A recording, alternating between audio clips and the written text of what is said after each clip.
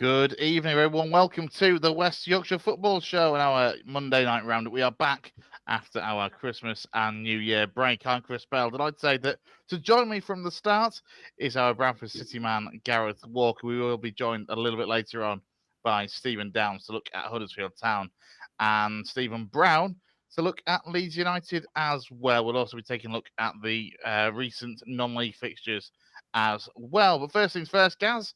How are we? It's been a while. Happy New Year, and Happy New Year to everyone that's watching as well. How was your festive period? Yeah, Happy New Year, Chris. Happy New Year, everyone that's listening in. Do you know what? After we had a family round on the day we got battered at Notts County, and it felt like it was going to be a really, really grim Christmas. And then since then, we've won 3 and drawn 1, and are suddenly looking up the table again and feeling quite positive going into the new year. So, yeah, it's been good from a football perspective. It was hectic from a family perspective. I think we're doing something nearly every day. But yeah, good Christmas, really. How about yourself, Chris? Yeah, very well, very well. Kind of been slightly extended by my other half being off work and the little one not being at school today with a snow day. And I think other schools in the area as well have got snow days tomorrow as well. So it's kind of just extending that school holiday for my other half who works in school. And obviously for the little one being off school, or to be fair, I think my daughter is more keen to get back to school than my partner is. So make of that what you will. Well, our two had a bit of an argument because obviously one's at high school and one's still at primary school, and the primary school had a snow day and the high school didn't, so it didn't go down very well. That's a civil war in the Walker household, then, I imagine. Yeah.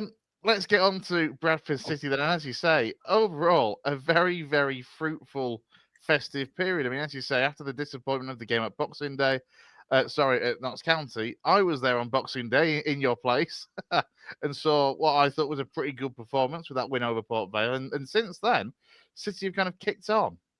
Yeah. Like you said, the Notts County game was the last game before Christmas. We went down there. I think they hadn't won since October. They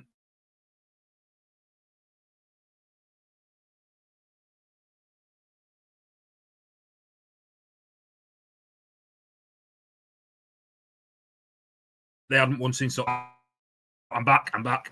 Yeah, City always struggle against teams that are in bad form, and we dutifully did. We got hammered 3-0. All the goals were in the space of about 5 minutes, where we just completely fell apart. And I did a match review afterwards, and I was absolutely seething because with the experienced players that we have in the team, that shouldn't have happened.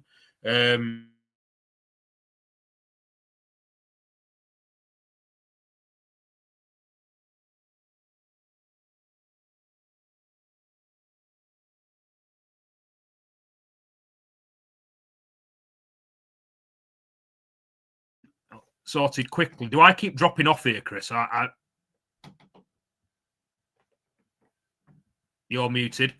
I am muted. That doesn't help. Yeah, you do. To be fair, I'm not quite sure if it's you or it's me, if I'm honest. But we'll kind of persevere.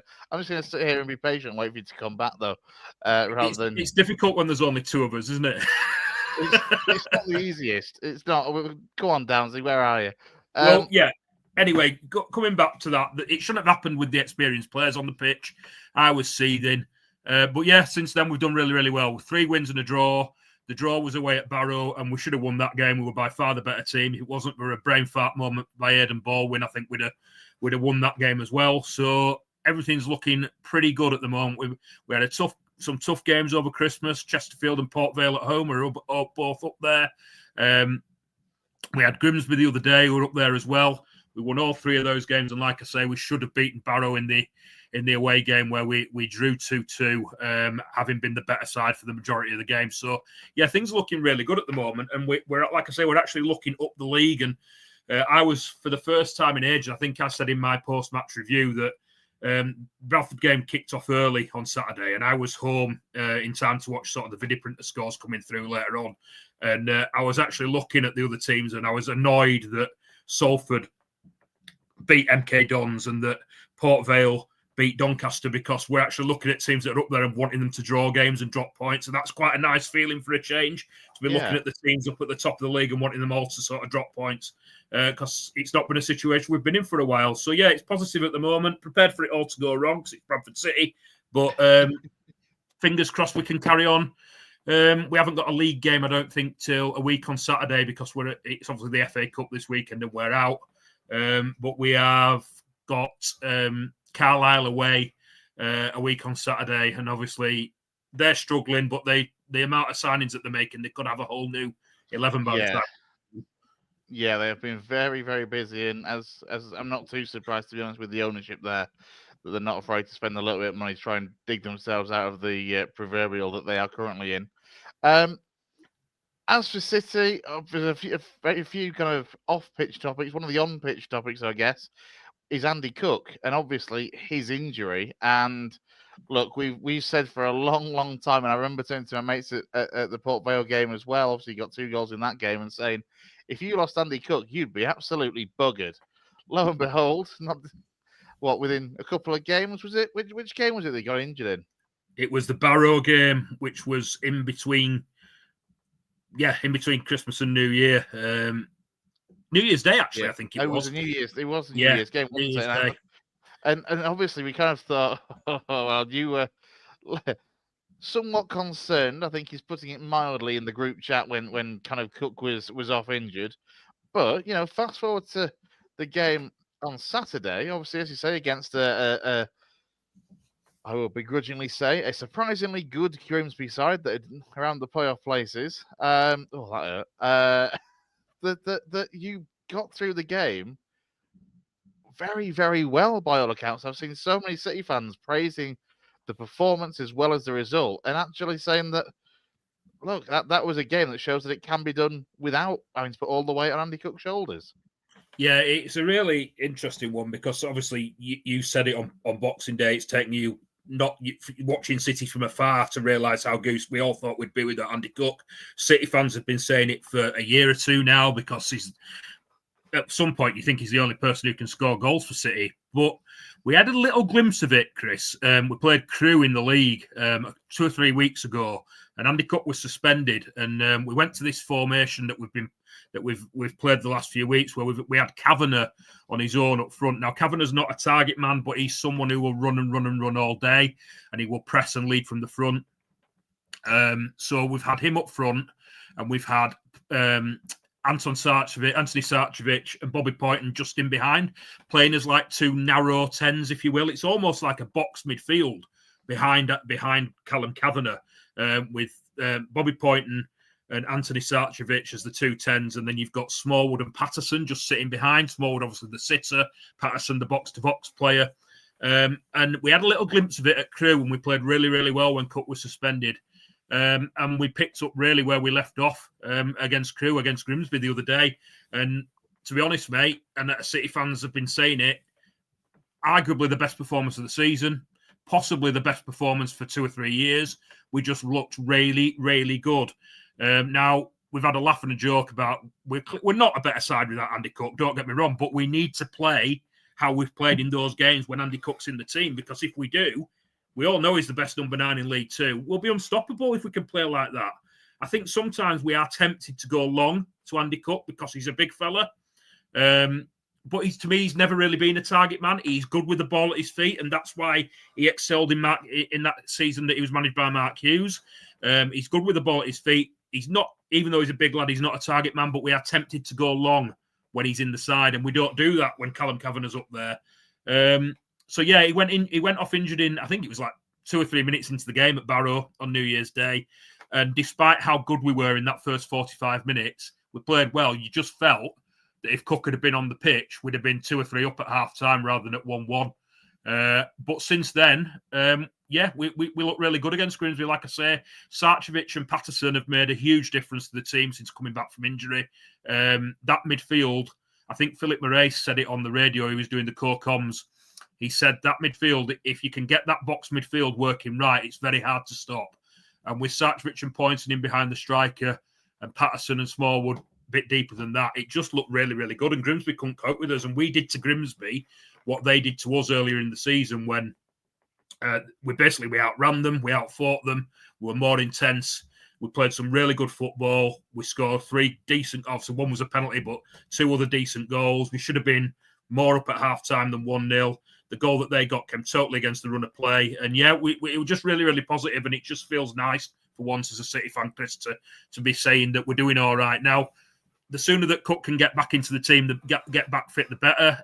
We are all worried about how long he could be out for. There's all sorts of rumours going around that it could be an ACL or it could be some long-term absence. But the club all the club have said is that he's been for they had to wait for the swelling to go down before he could have the scan. He's now had the scan and they're waiting for the results, and they're not going to comment till they get the results back. So we just have to keep fingers crossed regarding Cookie. But the signs are good based on Saturday. Yeah, it's one of those, because obviously you don't want to lose a talisman of Andy Cook's quality. But as you say, the fact that it almost forced you on Saturday to play less, because as I say, like I saw it in that Port Vale game on Boxing Day, that, you know, whilst I thought City played really well and mixed it up nicely, there were times that they went along to him and tried to play off him. But as you say, for Saturday, it kind of forced your hand slightly that there wasn't a target man or a big man per se to play the balls up to. So it almost changed, or I say changed the style, but you know what I mean. It made you more on the deck than using that option to go more direct when you would have done with Cook there.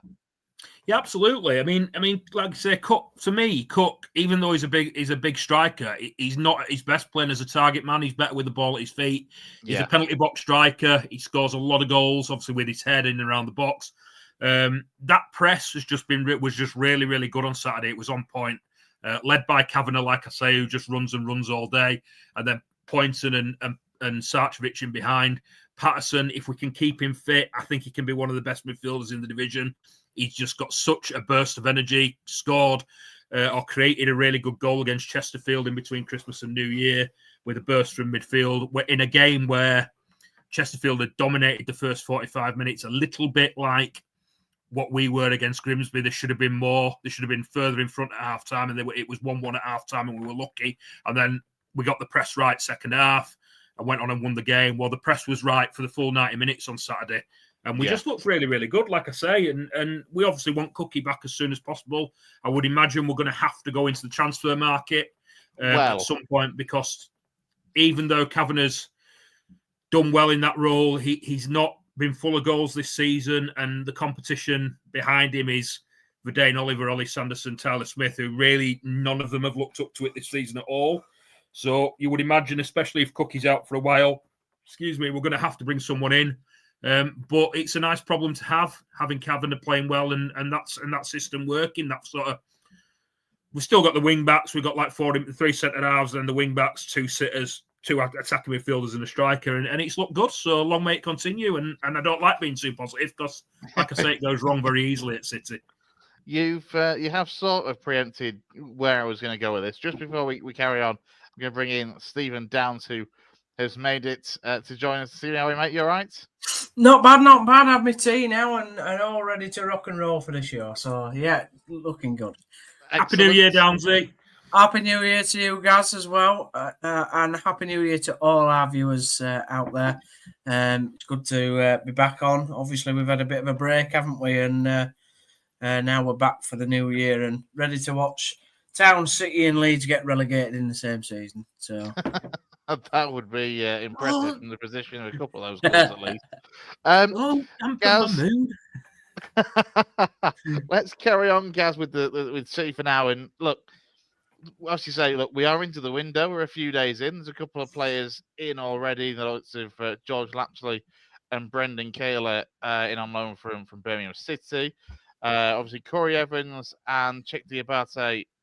Well, Evans' contract has not been extended, and Diabate's loan has come to an end or been terminated one way, shape, or form. I've seen talk from City fans about potentially other players that they feel kind of need to go to free up wages to allow players to come in. I mean, there's obviously a lot of talk about, I hate to say it, your favourite in Jamie Walker. Verdane Oliver, I can't get my head around Verdane Oliver, because at League 2 level, for the way that he should be, and to me should be, the ready-made replacement for Andy Cook. But obviously, I appreciate it is in absolutely no way worked out that way. So if he was to go as well, you'd think he'd be on reasonable wages. There is scope to perhaps quite drastically change the frontline options for the second half of the season, bearing in mind that obviously, look, worst case scenario with ACL, you're looking at what, 8 to 12 weeks potentially? An ACL? Yeah. Oh, you're talking months, aren't you? If it's his cruise ship, he's going to be out into next season, I'd guess. I did a quick Google then, and it was saying like 6 to 8 weeks before you can start kind of light return, but I think that sounds a bit optimistic to me. So realistically, you're looking 3 or 4 months out. At the very minimum, most of the second half of the season. I mean, let's keep everything crossed and hope that it's not his ACL. There's been nothing confirmation. It's all just rumours at the moment. I think the basis of that rumour came from the Grimsby manager, David Artell, when he was asked about it, and he said he'd heard a rumour it was his ACL. Right. But the City haven't said anything. They're waiting for the results back from the scan. What's been interesting with the signings is we've gone and we've brought midfielders in, and that would have probably been the one area that City fans would have said we don't need midfielders. But I think part of that is probably because Sarcevic and Patterson are back to fitness, and they have been absolutely fantastic in the last 2 or 3 games, and they've made a real difference to the side and why we're playing so well. But the worry is if they were to pick up injuries again, I think Graham Alexander's been quite vocal about how he wants to have a lot of options in that midfield because the way he wants us to press and the injuries that we have picked up in there mean that we need to be well stocked and well covered. George Lapsley looks like a good signing on paper. I'm led to believe that he's rated quite highly by Gillingham and Mansfield fans. The quote I got was not frightened to put a shift in, not frightened to put his foot in. We'll chip him with an odd goal, but be prepared for him to pick up injuries. Now that's another one that obviously, if he's going to pick up injuries, you need to have make sure you've got cover for him in there. Kayla, who's come in, I believe he's very highly rated at Birmingham. A bit of a box-to-box midfielder who can also play at wing-back or has played at wing-back before. Was on loan at Ross County with Derek Adams last season. Scored a really good goal for Birmingham, a screamer for Birmingham against Charlton, I think, in the League Cup earlier this year. Be interesting to see what sort of impact he can have and whether he is the replacement for Corey Evans, who's left today. Now, Corey Evans is an interesting one because when he's played, he's been really, really good, and he's been looked like that championship midfielder that he has been. The problem has been that he's played maybe an hour in a game or 70 minutes in a game, and then he's come off feeling his calf, and we've not seen him for 2 or 3 weeks. And I think that's the worry with Graham. I think that's probably why he's been let go. Graham Alexander was asked about him after the game on Saturday and said he was back running on the pitch, but we haven't seen him for 3 weeks. And when he does play, he's great. But if you're not going to see him, it's a bit pointless having him, really. So they've been the 2 signings that have come in. Again, in midfield, striker will be looked at, I'm sure, because, like I say, we needed one anyway, and with Cookie being injured, we're going to have to go into that market. There's all sorts of names being bandied around. We were linked with Josh Stones, who's gone from Oldham was on loan at Oldham from Wigan and has signed for York. I think that the club dismissed that we were ever in for him. I think given the fee that he's gone for, that is a heck of a lot of money at conference level, 350k. Yeah, I'll be honest, I don't necessarily believe that myself. You would imagine it includes add-ons, wouldn't you? Yeah, you would certainly think there'll be like he's a cracking player. Obviously, he came through the academy at Guiseley. Well, he was at City. He was at City and left City and went to Guiseley. Yeah. Well, I think bit of a weird move, though, isn't it? Oldham to York. I mean, I know York are up there, aren't they? But he was on loan at Oldham though from Wigan Athletic. Right. So he went from Guiseley to Wigan. Wigan did Guiseley a bit of a dirty in the end. To the best of my knowledge, basically didn't end up having to pay anything for him from Guiseley.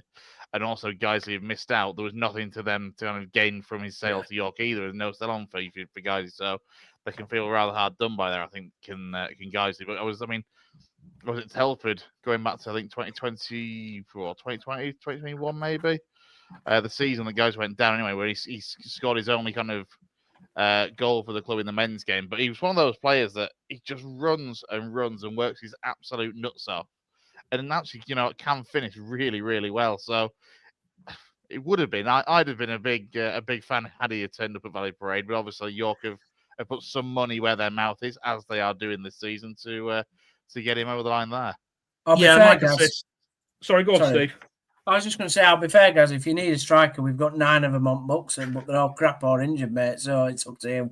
And put a cheeky little bid in for Kyle Udlin if you want. I'll happily drive him to Valley Parade. Hey, you say that he's one of the few that has scored this season. To be fair, even if it wasn't for Huddersfield Town, he scored a belting header at Valley Parade. To be fair, he did. Only header he's ever scored in his career. But I digress. Sorry, this is Gaz's section. Given your rantings about your strikers at Huddersfield, you've not really sold any of them to me, Downesy. To be fair, I ain't sold any into his own supporters, mate. So never mind you. I think Josh Stones would have probably been good, although, like I say, City denied that they were ever in for him, and at that price, it is a bit of a risk, I think. The other names that have been mentioned have been Michael Mellon, who was on loan at Morecambe last season. I think he's been up at Dundee in Scotland, and then he's been at Stockport this season, but he's not really figured much at Stockport. He was actually at Valley Parade for the Chesterfield game, but it was believed he was there as a guest of Paul Cook, the Chesterfield manager, who were also meant to be after him. Now, it's only social media rumours, but the rumour is that since then, we possibly, I'm not saying it is, possibly since Cook's injury, we are now in for him. We're talking to him as well. Now, I think he'd be a really good signing. He's got age on his side. He scored goals at League Two level before. He can hold the ball up. I'd like Michael Mellon. Whether there's any truth in the rumour that we're in for him or not, I don't know, but he's the other name that's been talked about. Jake Verity, who writes Width of a Post, keeps saying we should go after Michael Cheek at Bromley.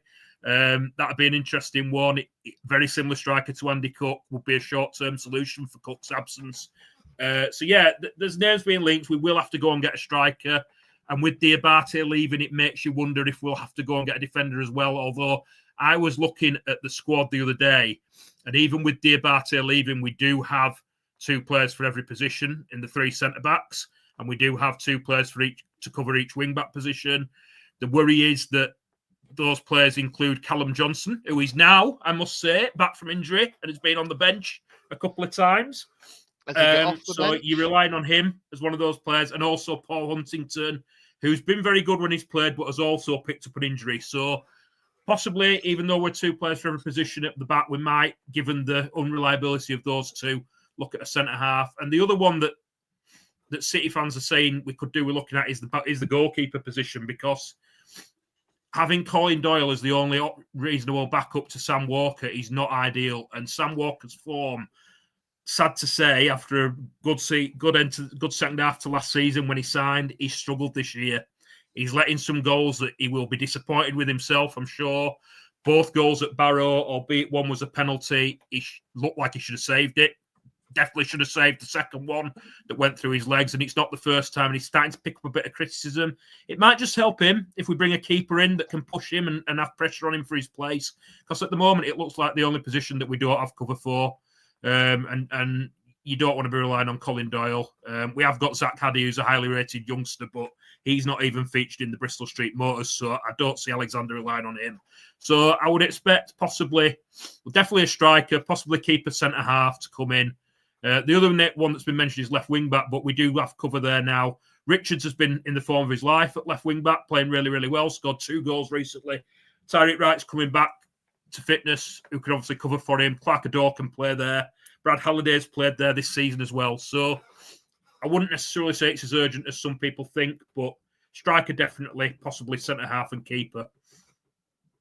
I mean, it is quite the shopping list, let's be honest, for January, by the sounds of it, Gaz, all the same. Say again, mate, sorry. It is quite the shopping list, all the same. If you go to get all the positions that City fans feel are still necessary for depth of the squad. But this is the time, Chris. We're in good form. Yeah. There's a feel-good factor around the club. We're 3 wins out of 4, should be 4 wins out of 4. We're playing some good football. Let's build on it. That division is so tight. At one point, I think we were 3 points off the autos and two off the playoffs. I think now we're 1 off the playoffs and 4 off the autos. It's there. There's that division is so tight that Walsall are away at the top, look away and promoted. And after that, you're talking between 10 and 15 teams that could finish in the top 7. Look at Salford. I mean, where the hell have they come from? Like in recent weeks, I've seen them picking up wings, and I'll be honest, not really noticed how they've climbed. But to say that earlier in the season there was a lot of pressure on Carl Robinson there, and that they were kind of 17th, 18th. They've now, I think, won their last 6. And it's shot to second. Good Yeah, point. don't get me started on them, Chris. Whilst Port Vale have gone into terrible form, have dropped out of the playoffs altogether. Despite Well, that's Darren Moore. They were like at the top of earlier in the season. As you say, it's been a remarkable League Two campaign to be fair for a lot of sides so far. Again, like Barrow themselves were top of the league in September and are now down in 15th. It's been a mad season so far. It's just crazy from like second position down to, I don't know, 14th, something like that. It's just so incredibly tight. The league. Sorry, guys. I'll just look. You're talking. Walsall with a 10-point gap over Crewe. Crewe after their win yesterday, and now second on goal difference. So you've got Walsall on 52 points, played 23. Then Crewe and Salford have both played 24 games with 42 points. So that's the rest of the automatics. And as you say, you are 8 points will take you to Bromley in 12th. Yeah. And it's there for anybody, but there's going to be 10 teams saying the same thing. So if you can strengthen properly in January and get it right, the playoff positions and the last 2 automatic promotion positions are there for anybody to take. Don't get me started on Salford, because I was told the other day, as you just said, they've won 6 in a row. Correct me if I'm wrong, but someone told me, I haven't checked it, that they've got 6 clean sheets in those games. Stand by. Stand by. I will. You just fill for a second. Well, what I was going to say is, given that we scored a perfectly legitimate goal against them earlier in the season that was 6 foot over the line and didn't get given, it's not surprising that they're keeping clean sheets if legitimate goals aren't getting given against them. They conceded 1 in the entire month of December, and that was a 1-0 defeat away at Salford. Away at Gillingham. And every other game they won to a clean sheet in December, and their 2 games so far in January have both been a 2-0 win away at Harrogate and a 1-0 win away at MK Dons. So they've kept a hell of a lot of clean sheets in recent weeks. You are quite right. And we know why, because legitimate goals aren't given against Salford. Yeah, but I was going to say that Salford have done well to concede only 1 goal when they play themselves. Oh, grow up. I do wonder how many goals have been disallowed against them or whatever in that time. But yeah, I said they've gone 8 games. I think we can see 1 goal thus far. Let's not start conspiracy theories like Stephen J. Jesus wept. They've got a winger who's playing really well for them at the moment, and I can't for the life of me remember his name. He was at Doncaster towards the end of last season. He was on loan at Doncaster.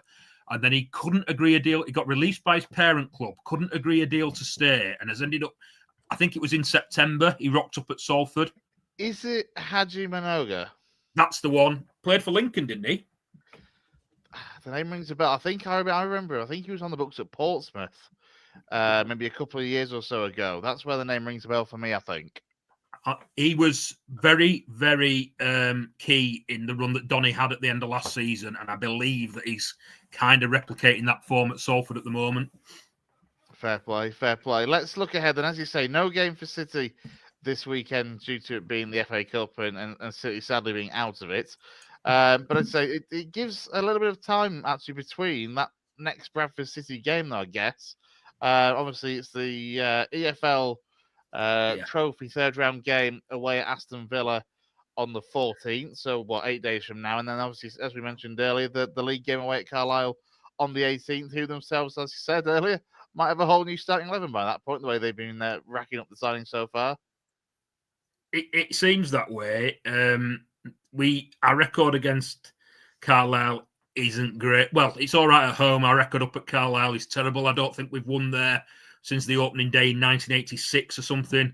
Their fans seem to see us as a bit of a cup final after the playoff that we had against them the other year. And like you say, I think with the money they're spending, they could have a totally different team, and they're buying players that will suit Mike Williamson's style of play when previously they probably didn't have them. So they have a very good chance of turning it around in the second half of the season. And it's Aston Villa under-21s before that, which bizarrely has been arranged to be played at Villa Park, when I always thought the under-21 teams didn't play at their home ground. That was in the group stage. Yeah. Oh, so they can play there in the Because knockouts, can they? Yeah, because Yeah. it's the knockouts. I mean, to be fair, yes, because it's the knockouts, it can be drawn at whichever team comes out first is where it's played, basically, in the draw. But you But don't. obviously, Villa Park has happy memories for Bradford City fans at Villa Park.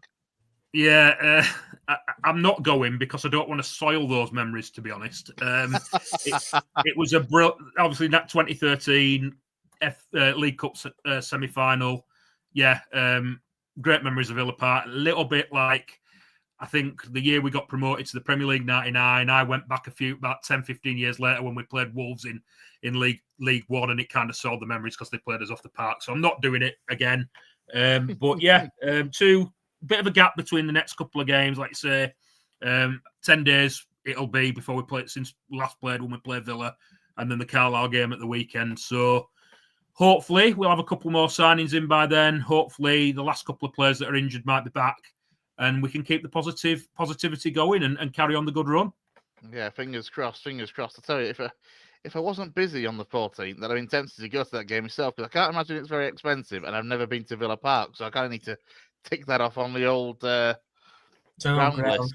It's a fantastic ground. If you ever get the chance to go, you should go. It's brilliant place to play football. That whole end is, and I know it was something else before they did it up and made it all seated, but even now, it's an incredible place to play football. Is Villa Park, really, really great stadium. I have great memories of it because Hef scored off his arse and got 1-1 draw when we went up. So it was good memories for me. And we were late to the game. Only got there in kickoff. It took us 3 hours to get there, so that wasn't great. But it was a great result, scoring the last minute off Hef's backside. And then one of the because they shut all the motorways around the ground, there must have been a big accident. One of the town support coaches got lost and went all the way through Stockport and that way to get back to Yorkshire. So those fans didn't get back till like 4 a.m. in the morning. Luckily, I wasn't on that bus, thank God. Let's move on then. So you start with your happy memories of Villa Park, Downsy, to Huddersfield Town, and let's, as I did with Gaz, a bit of a reasonably good festive period, perhaps the home draws aside. Yeah, there's been a few games cancelled. We got New Year's Day, obviously. That was off. And I think I'm back. I'm back. I had the same problem down when I first started. It should clear. Right, okay. So we had Wigan cancelled on New Year's Day, and then we got a number of home games, which was good because it was nice to play at home over the festive period. The games were, like Rotherham, it was stodgy, it was terrible. Like, it was a terrible game, if I'm being honest. Typical sort of Yorkshire gritty derby. Not much quality in the game from either team, really. I have to say. I mean, Wilkes up top for them caused a bit of problems, but wasn't necessarily a goal threat. He was just causing problems. And on our end of things, I just get bored of saying it. We just need a striker, if I'm being honest. We need 3.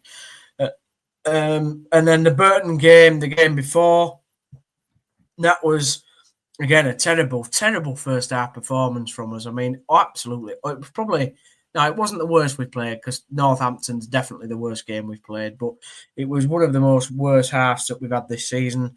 Second half was a bit better, but because Burton got that early goal, they just sat in and sat 7 at back. We couldn't really, break them down. And we relied on Hellick getting a last-minute goal, and that was all before Michael Duff got sent off for going into Gary Bowers' area. So, yeah, it's been an interesting festive period, Chris, to put it mildly. I mean, I have to ask, why did he go into Gary Bowyer's area? Well, they bought the ball, so the ball got kicked out by a Burton player. Obviously, we're trying to win the game because Hellick scored in like the 86th minute. There's like 4. Eventually there was 4 minutes at a time. The ball gets kicked out. It rolls into Gary Bowyer's sort of dugout, and Duff wants to get the ball back quick, but I think a Burton staff member kicked the ball away. So that sort of made Duff not very happy. And they've been wasting time for so much of the game. I mean, the keeper, Chris, genuinely was taking so long on his goal kicks. Once they scored the first goal, which was, I think, after about half an hour, the goalkeeper was absolutely pathetic and didn't get booked until the 76th minute. So Duff was already like seething, to be honest.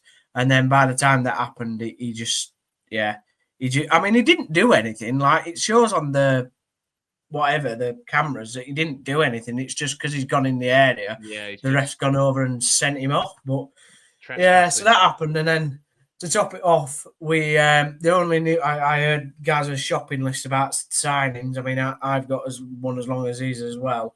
But our new player, Ruben Ruskin, who you didn't think I'd be able to pronounce on the podcast, but I have. So up yours. You had a week to practice that, Steve. A week. Shut up. And then he got sent off 5 minutes into his debut, bless him. So yeah, that didn't go well either. And Steve, oh my God, Steve Evans is one of the. I genuinely hate the bloke. I just do. He's so annoying to watch on the sidelines. He genuinely does my head in. Like every ball, every little ball, he's just. What he is right. He's one of them bothersome flies in the summer that just don't go away, and it don't matter what you do to try and get away from it. He just keeps following you and going in your ear, up your nose. Like, go away. Just honestly, I hate him. I tell you what, Downes. How big are your orifices? His assistant is just as bad, if not worse. Paul. Really. Yeah, it probably is, but. Yeah. For the sending off on Ruskin, his foot was high. Like, I've seen the replays, it's a sending off, it is. But like Steve Evans made it like he'd gone in and broke his leg. Like the lad got up in about 3 seconds and were running again. Like you could tell the way that he put his foot in. Like, it wasn't like a stamp on it. It wasn't a forceful one, but because of where Ruskin's leg has caught the Rotherham lad's leg, it was a sending off. Well, I mean, look, on the note of Steve Evans, former Leeds manager Steve Evans' gamesmanship, that seems like a good time to bring Brownie into proceedings as well. How are you, mate? You all right? Yeah, good. How are you doing? You all right? Happy New Year for you. Any good memories of Steve Evans? Oh, not many. I've kind of, I've eradicated that from my memory bank. Yeah, the sombrero, and that's about sombrero it. Has to be the dark days at Ellen Road. That I tell you. And the report, Brownie, that you'll remember that they couldn't find him a coat big enough, so they had to iron a Leeds United badge onto his coat. Yeah, I mean, it's just typical of us during that period. To be honest, the amount of daft stuff. Honestly. Anyway, we'll get to Leeds. This is the Huddersfield section. We're still talking about Huddersfield Town. Come on, you've had I've only had 3 seconds. I've only had 3 seconds. Gaz has had half an hour on City. Lewis can do it in 1 second on League. Come on. Yeah, well, that's Lewis, isn't he? He's magic man. Let's carry on then with Town then, Downsy. And as you mentioned, Ruben Ruskins is the first man through the door in this window. I heard Duff's post-match from BBC Radio Leeds on Saturday afternoon, and he alluded to the fact that it was probably more likely to be, more than a couple of days before the next arrival could return. So we're not expecting anybody before the Wycombe game tomorrow night. No.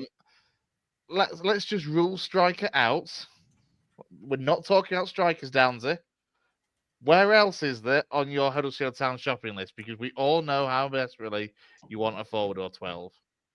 Well, we need 2, but yeah. By that, okay, we won't talk about that. Just interestingly, though, Joe Taylor is not on the Luton squad list tonight for their game. I can't remember who they're playing, and Luton fans are going Luton fans are going absolutely berserk that he's not in the squad. So what that tells you, who knows? I hope bloody Wrexham aren't coming for him or whatever, because they can pee off and all.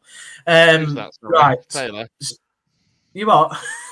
Who's that? Sorry, Joe Taylor. Yeah, we can since the bank, mate. Don't worry. Yeah, shut up. I hate you. Anyway, on to other positions. So I think what we need is a creative midfielder. Now, Anthony Evans has come back from mysterious toe injury that he's had for about 12 weeks. But the rest of the midfield is just absolutely knackered. Kasumu's got an hamstring injury now. We don't know how long that's in. He's played really well most of the season. Ben Wiles, whilst has been better, slightly still inconsistent for my liking, but he has been better and scored some goals. But he's absolutely just ran ragged. I mean, him, Herbie Kane and Kasumu have, in this unbeaten run of 14 games, have played nearly all 14 games. Joe Hodge has been back at Wolves, and obviously Hoggy's had his injuries. So, there's not been a lot of midfield depth, to be honest. European has not been fancied by Duff, being a youngster on the bench. So it's been very, very hard for those midfield players, those three in particular. And I think that you could tell against, Burton, particularly, that they were so out of energy. And it's come to pay because, like I said, Kasumu's got that injury. So I think we need although people go, well, Evans was, the best assist maker in the league last season for Bristol Rovers. Yeah, he was. But, he's only been at Town for 2 minutes. He's been injured for the last 3 months or 2 months. So he's got to get back up to speed. So I genuinely think we need another midfield player in there. I think we're all right at back, if I'm honest. I mean, for this level we are. If we go up, we need quicker centre-backs. But we said that last season anyway. But I'm not too worried about the back, if I'm being honest. Ruskin, all right, he got sent off and he'd probably be out for 3 games now. But, he can cover for Miller's injury. Sorensen's trying to come back. Hellick, Pearson and Lees just keep going. Spencer's been the best player in the last 2 games by far. I mean, he's been absolutely quality at the back. And most of the games that we've seen, we've kept it really tight. So the problem for Town is definitely not at the back, which it was last season. The problem is going forward. That's ultimately where the problem lies. Happy with Jacob Chapman and the way that he's been deputising the goal for the last few weeks? Yeah, absolutely superb. I mean, the quality that he has because he was on loan at Rochdale. But, Lee Nichols has still got this elbow injury. I think, even if he was fit, he wouldn't really get back in now ahead of Chapman because he's played so well. I mean, he's made maybe 1-2 errors since he's been in, but nothing like MESLIER, put it that way, which we'll get onto the hologram. Don't start me already. Don't start me already. He definitely not. I mean, he commands his area well. He's a good shot stopper. His distribution is really good. I mean, sometimes he does take a risk, but he has got belting distribution as well. He seems to be a good all-round keeper. Now, whether he's good enough. How much would it cost to you, Browne, to sell him to Leeds if I were in charge? 300 million. It's probably worth it, to be honest. You could buy Huddersfield Town for that. Yeah, it should definitely. So yeah, Chris, you were about to tell me to shut up and then realise that 300 million is a lot of money. I made a very good point. Yeah, I'll take 300 million. Yeah, Chris, to answer your question, yeah, I'm very happy with Chapman in there. What's the situation with Maxwell and Nichols? Where are they at currently in terms of injuries and or potential return times for them, just to add the competition element back there? Yeah, well, Nichols has got this elbow injury, which seems like the way Duff described. I don't understand. I'm not medically trained to understand the injury, but apparently it's like when he dives, it hurts for maybe a minute, and then it goes away and he never feels it. But as soon as he puts, presumably it's the pressure on the elbow, even if it's straight. If you obviously keepers, they move their hands and the arms so much. So yeah, we don't know really when he'll be back. And Maxwell, he's on the bench. So I mean, he's always been the sub keeper. He did have this heart problem a number of months ago, but it seems like that's sort of all been dealt with, or whatever the issue was being. So, but he's not going to get in front of Chapman because he's not, like I say, he's not making mistakes. Fair, that's fair. Finally, then, go on. We'll let you talk strikers. Besides Joe Taylor, Joe Taylor is Joe Taylor is the one that we want. Because he's the only one that Huddersfield Towns have been banging on about for the last, more than 6 months, to be honest. Besides I just Joe love Taylor, the fact. any rumours, any irons in the fire for Yeah, other forwards that you've known of? Yeah, there's rumours. Let me touch on him though. So just quickly, really quickly, right? If we get him and we buy him, say if we buy him in January, I will honestly bet you a bottom dollar that he will get injured within the first week. 100%. It's a Huddersfield Town thing. It just is. But apart from him, there's Hardy. See me at a training ground with a crowbar. There's Hardy at Plymouth. We got rumoured with him. £2 million release clause that he has. Apparently, Bolton. Crying out loud, Ben. Bolton and Wrexham. Joe Taylor, do. He's not even in the building yet. and nor will he be, because he'll come out to Lincoln on loan. No, he won't. Shut up. Ryan Hardy, yeah, Ryan Hardy. There's a lad at Cardiff called Etete. But apparently he's horrendous, so I don't really want him. There's the lad at Walsall called Lowe, who's on loan from Stoke. Nathan Lowe. Apparently he would rather stay at Walsall, which is a sort of damning indictment of, that he'd rather stay there. I do get it though. Yeah, let's be honest, that's more he's in form, about how well he's doing and how much he's enjoying his football currently at Walsall than it is about necessarily not wanting to turn up at Huddersfield. Yeah, no, I get that. But apart from that, Chris, I would say that there's not a lot of real other rumours, if I'm being honest. I mean, there's more rumours about people outgoing than incoming. I mean, I don't know if you were just trying to wind me up or what, but the other week you mentioned Ben House had been talked about. Yeah, no, Ben. So there was a rumour about Ben House coming. There was also a rumour about that Sean Rufflin. Rowan, whatever. Yeah. So he was supposed to be coming. But that seems to have died down now. So good, as it should, yeah. To be fair, I'll be honest. If you did get Ben House with your current injury record for strikers, it'd be a massive gamble anyway, because he's only just come back from an injury layoff for Lincoln, to be honest. So yeah, like you signing Ben House would be like, I don't know, going and signing Connor Wickham or some other prolific injury record striker.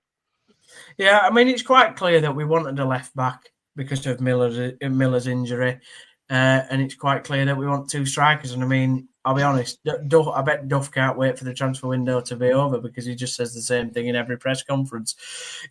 Catherine Annan or whoever's Radio Leeds reporter says transfers, is any news, and he goes, well, where we want to, where we're looking, and that's about it. It's like, right, okay, well, yeah, it is obvious. Like it couldn't be more obvious where we want players in.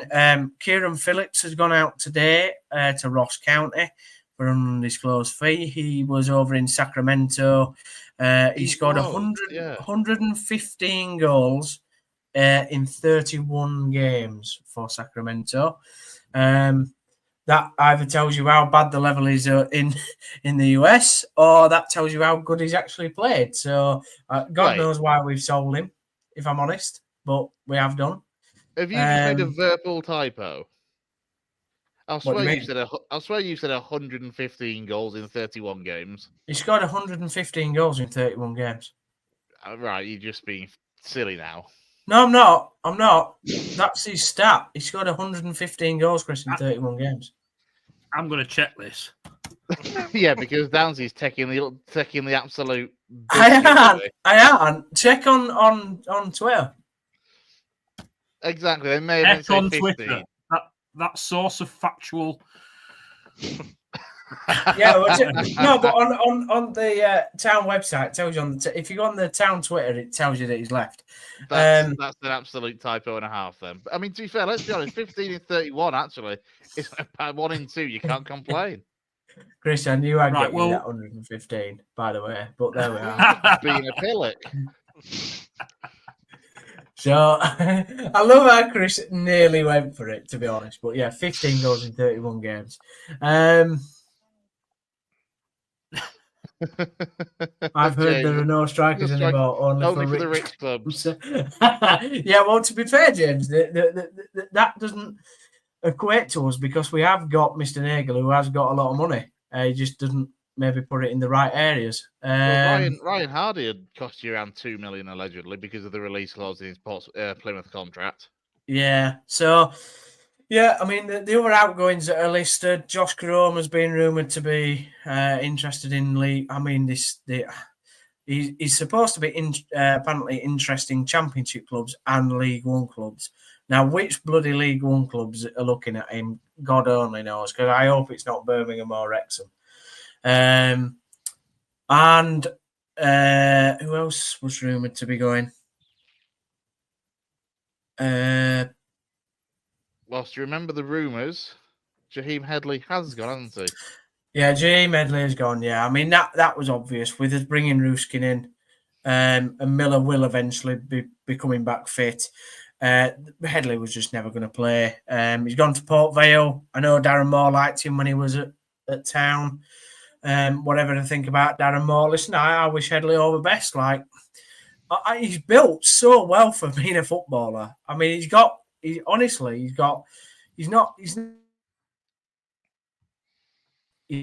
know, he's built.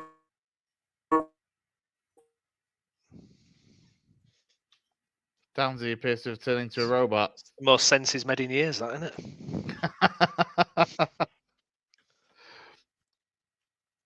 Yeah, he's gone. Is he coming back? He's back again. He's back here again. he is. I'm back. So yeah, Jaheim's built well and he's got a bit of pace, but he isn't good enough, and he'll do well in League Two. Like, to be honest, Gaz, he would have been a decent buy for City. To be honest, I know you probably don't need him in that position, but just to look at him, but yeah, so jealous when he signed him. It's just a bit. It's a bit negative at the moment, Chris. Not necessarily for the results and how things are going in the league, but more that, you know, the other thing Kevin said before the transfer window, literally like 3 days before, was, I think Town fans will be happy, like it was deals that were already done, and that's clearly not the case. Yeah. So it's just frustrating. Like, it gets your hopes up, and then when. I know we're only on the 6th of January, so it's not like there's a long way to go, isn't there? But it's just that initial get yourself up moment, right? We're actually going to go for it. You know, we're in 4th place, like Gaz says. You know, and Gaz was right. You know, the club's on a good run. You know, let's back Duff now. Let's really go for it. I don't think Wickham can keep their form up, even if they beat us tomorrow. I don't see them keeping their form up. They've lost a couple of players. You know, Wrexham you know, they're scoring goals in the last couple of minutes, but how long that'll go on for, who knows? They haven't been on a bad spell yet. And, you know, Birmingham, as we've said all along, will probably win the league. Let's look ahead to the games coming up. The 3 away games on the bounce, as I mentioned, starting with that away game at Wickham tomorrow night. Also, just a quick side note. Did anyone see the statistic from Aaron Morley in his last 2 games? So on New Year's Day, Aaron Morley was on loan at Wickham, and he scored a 90-plus something winner against Exeter City. He was then recalled by Bolton on New Year's Day and went to play at Exeter again and scored a 90-plus something winner. No way. No way. Honestly, that's one of my favourite things to have happened so far this season. Is what are the chances that you go to you're loaned your club where you're on loan, you finish it at Exeter, you start back at Bolton at Exeter, and in both games you score a 90-plus something winner. What a great stat that is. Yeah, that's a bit mad. But as you say, Wickham. Also a great stat. Go on. Also a great stat. 52 shots in the last 2 games, and we've only scored 1 goal, and it's by a centre back. Big up the That's Town. also a great stat. We have created the most chances in the league. Honestly, honest to God, Chris, if we'd have had a striker, we'd have been top of the league by now. Genuinely. It's embarrassing. We need these stats verified. It's I that can kind trust you, Downesy. To be fair, actually, Browne, I have heard that on other sources, not that one. Yeah, Wickham Southampton, as you say, they have lost a couple. One of those players being Aaron Morley, but still obviously going well. And then it's an away trip to Shrewsbury on Saturday, and then the week after Blackpool away. So I'd say the start of a run of 3 straight away games. Yeah, well, I've bought my Blackpool tickets, so get ready, Blackpool Illuminations. I'm coming for you. But no, Wickham's going to be tough tomorrow. Let's be fair. You know, all right, they've lost Morley, but they are the surprise package this season, aren't they? They're going really well. Yeah. They score goals. They're all right defensively. You know, they're a good, solid team. You can't say more than that. So it's going to be definitely a tough test tomorrow. I mean, if we come away with a point, I'll be happy. I'll be honest. I can understand you know, that. Draw your away games, win your home games. That's how I always kind of see it. Unless you're playing somebody like Cambridge, you know, that's about as good as dog and duck down the road, you know, then you need to be winning. But Wickham, who are top of the league or second, yeah, I'll take a draw there. Shrewsbury, you know, they're bottom of the league. Need to be going and beating Shrewsbury if we want to go back this division. But it won't be easy. I remember when we lost to them in the League Cup all them years ago. So, you know, it's not necessarily a ground that we're very good at. And Blackpool, well, I mean, to be honest, Chris, like, interestingly, like I've just said about Shrewsbury, lost to them in the League Cup. Wickham away was all them years ago in 2011. Jordan Rhodes scored 5 goals at Wickham that time. And then Blackpool was the game that never got finished back in 2014, 15. Yeah, where both sides never actually finished an EFL season. So, interestingly, us and Sheffield United and West Brom were the other 2 sides that never actually finished the league season. Was that so yeah, so it's the Blackpool? Yeah. So it was all again. The guy was riding around the centre circle in his mobility scooter in protest against the Oystons. And he was doing. He was doing the game. Yeah, he was doing donuts in the middle of the pitch, and Lee Clark was the Blackpool manager. It just so happened because he was a Blackpool manager, and they asked him after the game, like, "Where's your career gone, mate? Since you was sacked from Huddersfield Town?" He's like, "I genuinely don't know. I just don't know what's going on anymore." So yeah, we've got history against all these sides, but three away games in a row. That's, you know, down to Wickham. I don't know how far Shrewsbury is. Realistically, I know it's down south and then up to Blackpool. It's a lot of travelling in 9 days, isn't it? That. Yeah, it is quite the journeys for you, to be fair. Gaz has Shrewsbury's on the border with Wales. It is. Gaz has pulled out the leftover Christmas snacks, it seems. Share alike, Gaz. They actually very nice. Out of the next 3 games, Chris, if you ask me for points, I'd say 1 point v Wickham, 3 points v Shrewsbury, and a hopeful 3 points against Blackpool. So I'd like to get 7, but realistically, probably 5, if I'm honest. Yeah, it's one of those. Blackpool have kind of dropped off away as well because they were around the playoffs earlier in the season and now down as far as 15th. Are you noticing, by the way, that there isn't necessarily a lot of transfer activity happening at League One and Championship level, is there? Particularly at the moment, there might be a bit more in League Two because you get a bit more loans, but I don't see a lot of transfer activity, if I'm being totally honest, at this moment in time. I don't know if that's fair comment. You know, there hasn't been a huge amount so far that I've noticed. If I'm honest, nothing is kind of made me, you know, stand up and go, wow, that's a heck of a sign. It seems quite, I agree with that. It's fairly quiet start to the window, but I am fairly confident it's gonna at some point burst into craziness, as it always will. And do you agree? Do you agree as well with in terms of the league table now? Do you think there's a split between the 4 and like a 4 with you in?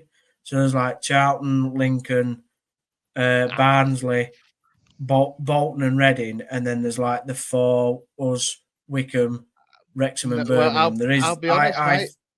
I don't think you can count yourselves in that top pack at the moment because you're closer to the team below than you are to the team above. Admittedly, with games in hand, but at this stage, it's that old cliche. You'd rather have the points on the board than the games in hand. And as I say, let's just quickly to run through the League One table. Birmingham City have played 23 games and are top on 53. Wickham have played 24 games and are on 51 points. Wrexham have played 25 games and on 51 points. And then Huddersfield, 23 played, 44. So you're talking, 7-point gap to Wrexham. It's one of those, obviously, tomorrow night you could take a big step towards catching those top three. But I mean, to be honest, you kind of touched on Lincoln being that pack. I'm slightly giving up now. We have just died on our asses in recent weeks. I think we've one win in the last 13 now. And yeah, that is really giving up playoffs then, yeah. Skabala on the ropes. He's come under a lot of criticism, actually. Skabala, he's come under a lot of pressure from supporters of late. And I'll say, so you're counting yourselves out for playoffs. It's going to take something. It's going to take a second half of the season, like last year, where I think we lost once or twice from February onwards. Yeah, to get us in that playoff mix. Because as it stands now, we've dropped so far off. We are 9 points away, and most of the other sides above us have got 2 games in hand on us. So yeah, it's going to take an absolute miracle, I think, for us to make the playoffs at this stage. But yeah, disappointing from that perspective. Let's turn our attentions to the Championship and something else that was disappointing. Hey, Brownie, was your trip to East Yorkshire at the weekend. How many seconds are you going to take to mention the words Ivan MESLIER? Yeah, and I've got a stat as well and a graphic, so I've done my research as well. But yeah, I mean, for anyone who saw my post-match review on Saturday, that was a very in heat of the moment kind of review where, you know, I think a lot of Leeds fans, tears in your eyes. Yeah, I think a lot of Leeds fans were a bit miffed on Saturday, to say the least. A couple of days later now, have we settled down? Has the dust settled? Not really. I think. Does it ever with Leeds fans? Not really. No, it doesn't take much, does it? It doesn't take much. And yeah, a couple of massive concerns. We've not started 2025 in the best way. We've dropped 4 points already. You know, we had an opportunity really to get a bit of a gap and just to, you know, put the pressure on Sheffield United and Burnley. And it feels that we've kind of given that away. I mean, as Jason, you know, who I do the Leeds content with, who's on this show as well, you know, he said, look, you can draw at home against Blackburn. Blackburn, tough team, played well against us, you know, 1-1 against Blackburn. That's fine. You're not going to win every game. You know, we'd won 9 on the trot at home before that. That's fine. That's the kind of result where you go, yeah, okay, we'll take that on the chin. Disappointed because we were winning, you know, with a few minutes to go in that game. But against Hull at the weekend, I mean, where do you start with it? I mean, a sloppy start, another sloppy start where we give teams the initiative, a daft goal to concede straight away, absolutely stupid goal. And we just weren't at it. We didn't look right. We created opportunities. We had a lot of kind of near misses, tapping opportunities, but there was just something missing. There was I don't know if it's attitude or what, but it was just a bit lacking against Hull. I will be honest. Generally, at one point in the group chat, I was absolutely baffled because I think Jade was saying that you've been absolutely terrible, and yet he also then followed that up with, "But we should be 6-2 up." I was like, "How does that work?" I didn't quite agree with him that we should have been 6-2 up. But I get Jay has verbal. Jay has verbal diarrhea in the chat at times, though, if we're being totally honest.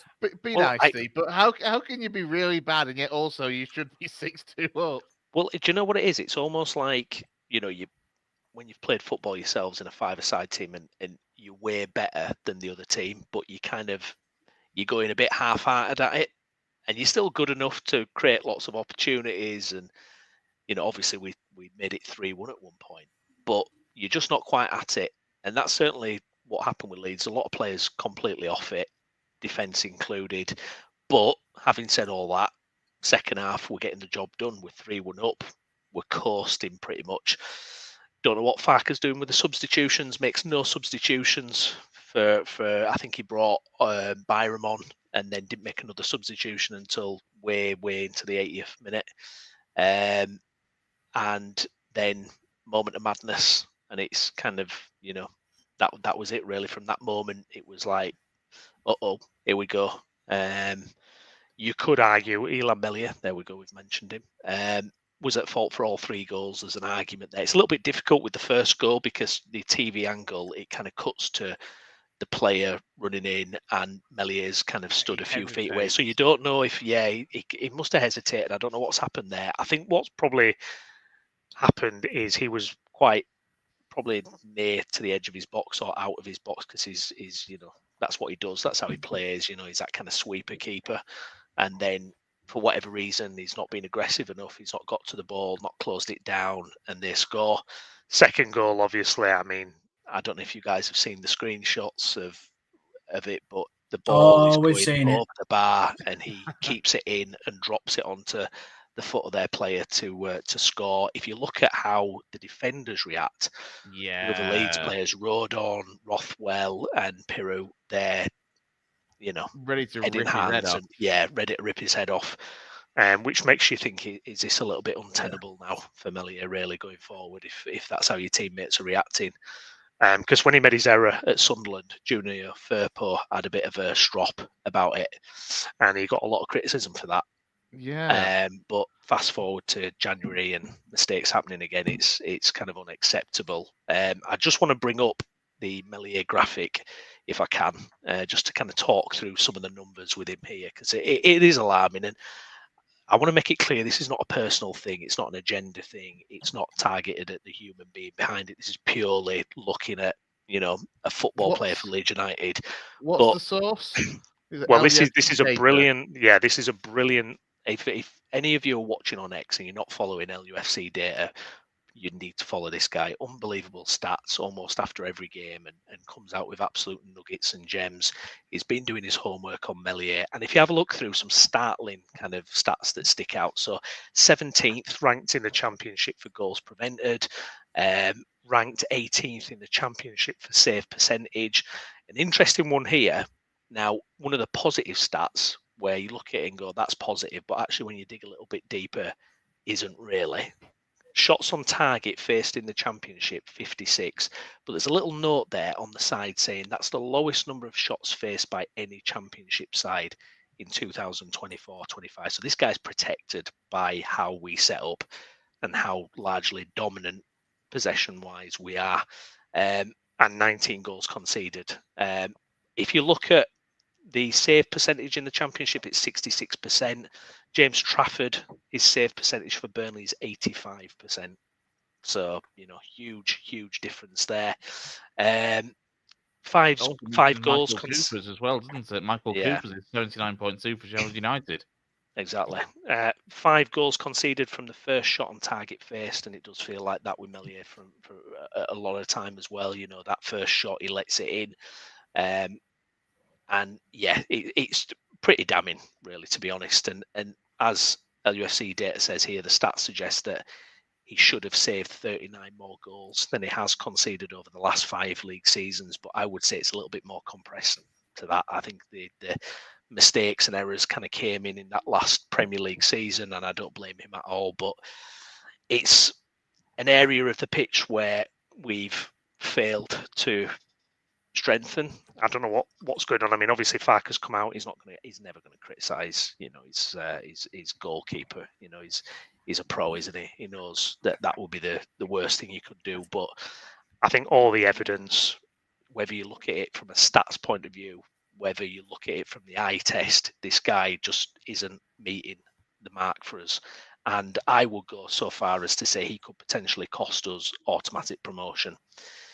Now, what I will say is I will counter this with a point that Jay made in the group today. And I just want to read out what Jay put, because I think this makes it a little bit more complicated, because I agree wholeheartedly with it. Now, Jay said, the problem is a lot of Leeds fans are overlooking this, the fact that MESLIER is really good with the ball at his feet. He's comfortable making the right choice when he's pressed by a striker. He doesn't make mistakes in those moments. Now, because we have so much of the ball, it is arguably more important that he can do that and not save anything that Darlow, who might make 1 or 2 basic saves, but then will give a striker 2 tap-ins again because he can't pass the ball 10 yards. And that seems to be why he's in the team and why he's still there, because he is that sweeper keeper. He never puts his defenders in danger with the ball at his feet.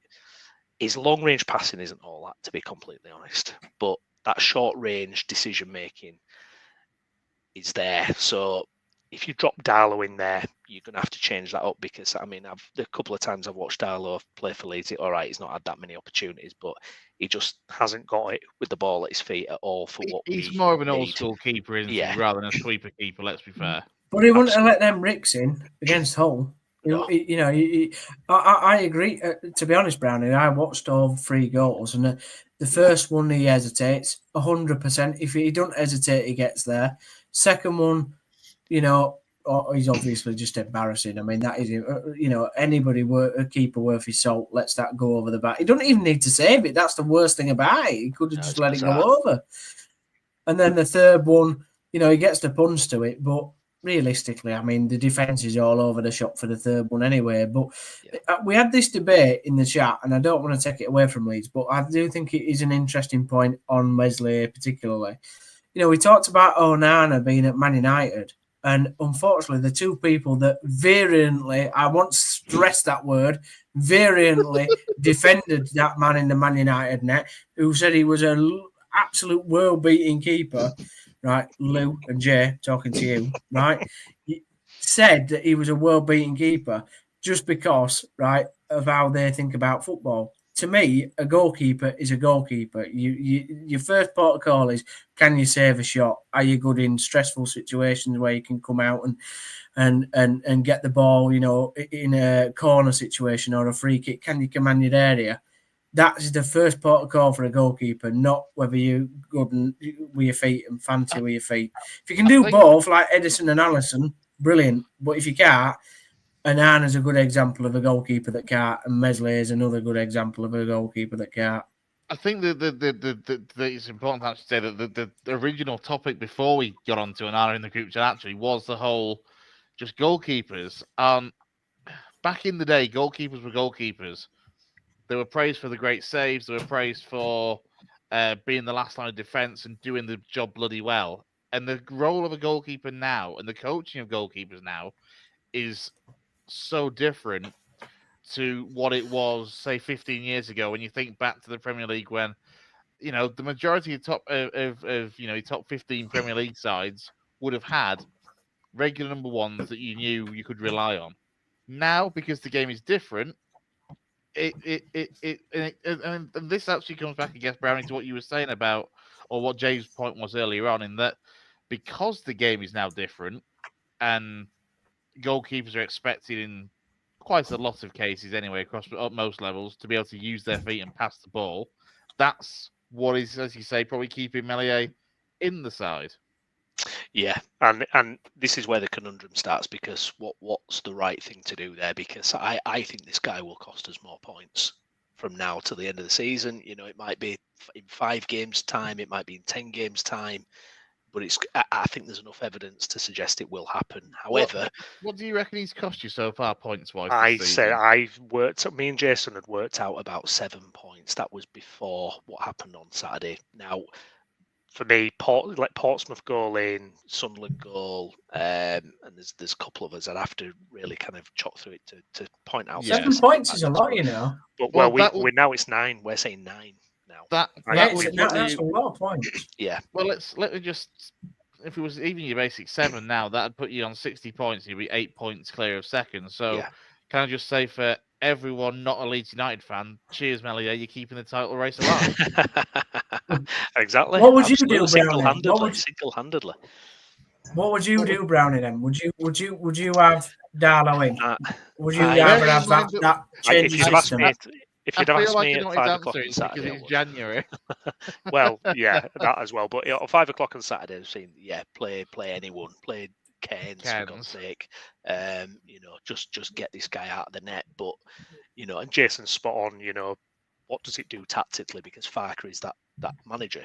This is how he wants to play, and if we know anything about Farker, he's not going to change. You know, it is going to be that style of play. So it is a conundrum. Is there a keeper out there in January that we can go out and buy? I think look, even if you have to overpay for someone with that profile, I think you've got to do it, because I think it could cost us promotion. I think this is going to be our last best chance of going up, because as we've talked about many times before, parachute payments and all that fall off a cliff and all that kind of thing at the end of this year. It's that kind of drawbridge is lifting up slowly, and we've got to make sure we're on the other side, before it's up. So I think if you've got to go and do it and go get a keeper, I hope the recruitment team have been looking at this, but it's a strange narrative around MESLIER, because he has half a decent game, and the social media on the club is Iceman and look how good this is, and putting out compilations. It feels to me that they're very, very reluctant to drop this guy or have this guy. I mean, the last time he was dropped is when Sam Allardyce came in at the end of the Premier League season. So Allardyce came in and dropped him immediately. Whatever that tells you, and obviously we know about Allardyce's style of football. He didn't want no tippy-tappy around the back, does he? So, it made sense that he would drop MESLIER. So it's a real conundrum. It's a real problem. We've started off 2025 not in the best of form. I think if there's something to do, we've got to go out there and do it and be brave. I mean, we talk about so many positions with Leeds. Do we need a new striker? Do we need another number 10? Do we need another centre back? For me, it's all about goalkeeper. I think the rest of the squad is strong enough. That game we win 3-1 comfortably. So is there any goalkeepers out there, Brownie? You think realistically we could go and get them? Is there any that you're looking at and you're thinking we could have him? I think Jason Steele's out of contract or something, I think, at the end of this season. And I was going to say, there's got to be some Premier League like number twos out there that you look at, surely. Yeah, who might be able to be adept and do that, but I don't know. I have no idea, to be honest. I would hope it's such a tough position, isn't it? Especially in January. Teams don't want to lose the keeper, do they? No. And to come in under that pressure as well, I mean, to come in January for Leeds United in the Championship, chasing promotion, it's massive, massive pressure. So it is a problem. It is a bit of a problem. I think there's a couple other issues as well. I think, obviously, we're not getting the best out of two of our main wingers, Nonto and Ramazani. Ramazani, we didn't see at the weekend. Nonto came on and very late. We didn't see much. I think there's got to be a better balance with how we're using those wingers. I think we've got to find a way of improving how we're doing that. I think that falls on Farker. Obviously, the players have got to motivate themselves and be at it. But yeah, I think there's just we've got to use this squad. We've really got to use this squad because it's so much better than most of the teams in this division. One final kind of question on Saturday's game is because of the MESLIER situation, is he kind of taking the brunt for actually what was a bit of a you said that a lot of players actually weren't necessarily at the races. Is he just taking a lot of the brunt of the criticism for actually what was quite a half-assed performance from a lot of players in that squad, despite you being 3-1 up at one point? Possibly, yeah. I think it's certainly, you could argue, stolen the spotlight on what should have been a few. I mean, Rodon at the back was pretty poor. Ampadu poor. Dan James was off it. So yeah, there were a few performances below par, but it's tough, isn't it? They're playing games, quick turnaround of games, and you can forgive an off day, especially when they got themselves to 3-1. They'd found a way to actually get there and get the advantage, and to kind of toss it away, it's frustrating. And what MESLIER has done, and it's harsh on keepers because something like that and all the focus and attention, goes on them. It's like strikers missing a chance. It's them key moments, whereas probably other positions get away with it a little bit more. So possibly it's kind of protected a few of the players, but no, you need sometimes your goalkeeper to bail you out when the rest of the team's not potentially at it. But yeah, as Gavin says here, it has been obvious. I would say certainly. Do you know for me what the moment was? The moment for me was the Portsmouth game this season, because opening day. when I went down to the playoff final, he was one of the players I was most worried about on that day. Was MESLIER. I thought, if he does something in this game, and you know what, he was decent in that playoff final. He was solid. No issue with him. He was fine. Didn't have much to do, but he was fine in what he did do. And you think, okay, let's go again. Young goalkeeper. Farker might help him improve. That opening day game against Portsmouth, where he lets the first shot in, the ball just goes through him. At that point, I would have been like, right, he's got to go. I think we still had a month left to the window, or a couple of weeks left to the window. It's like, right, okay, pull the trigger, get it done. So, I think we were hoping for a long time that he was a bit of a wonder kid and that he was going to turn into this really special goalkeeper. He's racked up 200 appearances for the club. And how old is he? 24 or something? 200 appearances. I mean, it's remarkable, isn't it, for a goalkeeper? Remarkable numbers, unbelievable numbers, and I would have loved him to have been that goalkeeper we all thought he was. I would have loved him to be the next, Courtois or Hugo Lloris or whoever. I would have loved him to have been that, because that's what we thought we had with him. We were kind of worried we'd be selling him, for 50 million or something at one point. But those days are long gone, and the club have a bit of work to do. And this is the other thing I want to talk about as well, is the club and action in the transfer window. Burnley, Sheffield United, they're already announcing bits, doing bits. They're going to strengthen. I think Diaz has already gone to Sheffield United, I think. Back on loan. Let's not do the Leeds United thing where we hang back, everything's cool and calm, and we end up stuttering. Farker has said it'll be a quiet window, actually, but I don't know. There's conflicting reports saying we're after 3 or 4 players, and then other reports are saying it's not going to happen. And so I don't know. But I've seen too many January transfer windows where we've been inactive, passive, and missed opportunities. And we can't. Try being a Town fan. no, thank you. But yeah, it's but yeah, so it's we've got to make sure come February the 1st or whenever the transfer window closes, we're there with the squad. And for me, it's this thing of, well, you don't want too many players because some players will be a bit unhappy. I don't care. Just get the numbers in. Make sure that we've got enough to go at, for the rest of the season. Because we didn't last year. We didn't do much. I think January transfer window last year got Connor Roberts, I think, and we'd let Spence go. And Ipswich strengthened. Ipswich were brave, and it got them over the line. We didn't get over the line. So let's not do it again.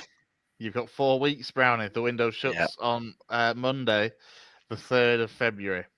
Monday, the 3rd of February, right? Hopefully, come then we'll be sorted. That'll be our roundtable show and transfer deadline day show as well, no doubt. So, is it a Monday? Oh God, that's Monday awful. night. We're gonna have to stay up till midnight on a Monday. Ugh.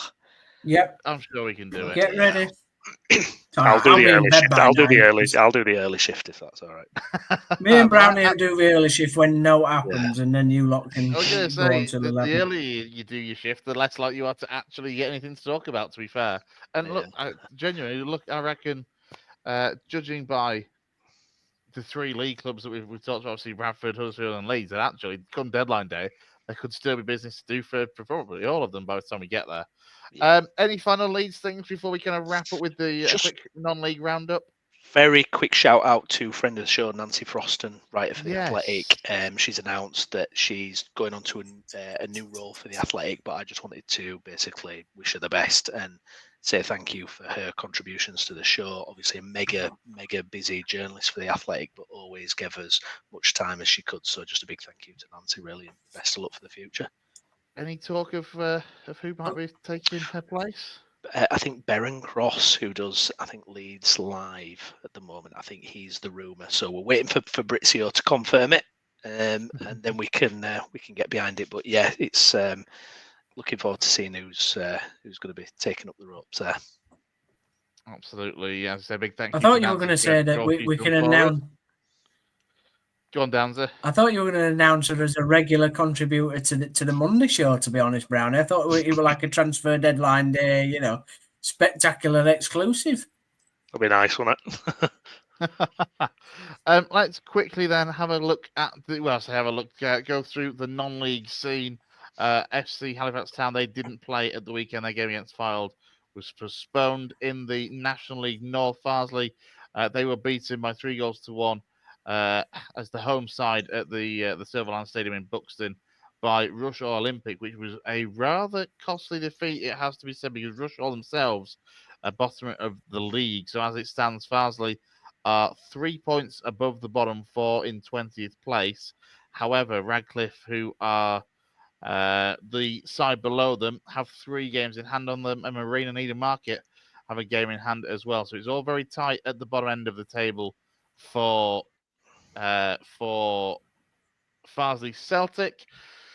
Into the Northern Premier League, and guys, they were just continuing a very, very good run of form with a 2-0 win away at Workington. Goals from Ollie Browne and guess who? Will Longbottom. And I think he's on 20 plus for the league campaign now for guys this season. Will Longbottom just cannot stop scoring. In the MPL East, the games that were on Bradford Park Avenue, they were beaten at home by Belper Town by 3-2. And Emily, they won 3-0 against Newton Aycliffe, and continuing a good season, Steve Downesy. Yeah. Very, very, very good win there for Emily. They obviously had a sticky period, sort of pre-Christmas, and they picked up some good results in and amongst the games, obviously, Chris, that have been cancelled because of the weather. So I think Bradford Park Avenue will be disappointed with that result, to be honest. But yeah, it's all interesting. Still all to play for in that league. Yeah, tricky one. Because Belper, to be fair to them, are top of the table after that win. There are, I'll say, a couple of games in hand. Belper are top, 53 points from 24 games. Cleethorpes 51 from 23. And then Emily, as they do themselves really, really, really, really well. 47 points from their 23 games, sitting third in their first season back in the MPL East. In the Northern Counties East League, again, with the weather the way it was, there was not a full fixture list, but in terms of the sides from our region, Eccleshill were beaten away at Beverley by 5-2. Penistone Church, they were also beaten 5-2 away at Handsworth and Silsden. They got a good win to go back to the top of the NCL Premier with a 4-2 win over Botsford Town. And in Division 1, Ilkley Town, they continued their good season, up to fourth now. Ilkley with a 3-0 win over Swallow Nest, and Wakefield beat Horbury Town in the Wakefield derby, really, by 1-0. So again, Wakefield, with the form they've been on, I think they are 11 or 12 games winning on the bounce. They're in a great run of form and are currently occupying the final playoff place at the moment, 5th in the NCL Division 1. And they're then still finally, at Fed, Chris. Go on. Say again, sorry. Are they still playing at Fed? They are. Well, yeah, they're back at. They had to switch mid-season. They started the season at Bellevue and then had to make the switch midway through the season to go back to Featherstone Rovers. But they've made the Millennium Stadium over at Fev an absolute fortune. Like I say, I think they're 12 or 13 games winning at the moment, or unbeaten without a doubt, and are on a really good run of form. And then finally, in the northwest side of things, South Liverpool, they beat Barnoldswick Town. Barlick beaten away at South Liverpool by 3-1. Route 1 Rovers lost 5-0 away at AFC Blackpool. And Steeton, they got a good win. Well, that's where I was on Saturday afternoon with a 3-1 win over Skelmersdale United, who was disappointed to find out are no longer managed by former Wigan and Spurs defender Pascal Chimbonda. He left earlier in the season, apparently. Gutted that he wasn't there. Any other business, gents? No, just Town sign a striker. Good night. And he'll be saying that for the next 4 weeks. Yep, so tune in, everybody. Downsy, you're going to be back on Wednesday night, aren't you, with a bit of a look back at the Wickham game tomorrow night and a look ahead to the Shrewsbury game at the weekend, aren't you? Yeah. Wednesday night, tune in to Town Talk, or Talk Town as we've called it, and we'll probably be reviewing missed chances and probably defensive errors. So yeah, enjoy. Sounds joyful. Do keep an eye on the social media for all our content here on the West Yorkshire Football Show. But from myself, from Gareth Walker, thanks, mate, for joining me from the start, and then for Browne on the top as well. On the top. on the Oh, top yeah. row as well. I'll never At get least there, one of us Gaz. got promoted this season. And from Brownie and from Downesy as well. Thanks for joining me, lads. And we'll be back very soon here on the West Yorkshire Football Show. Enjoy the rest of your evening. Take care.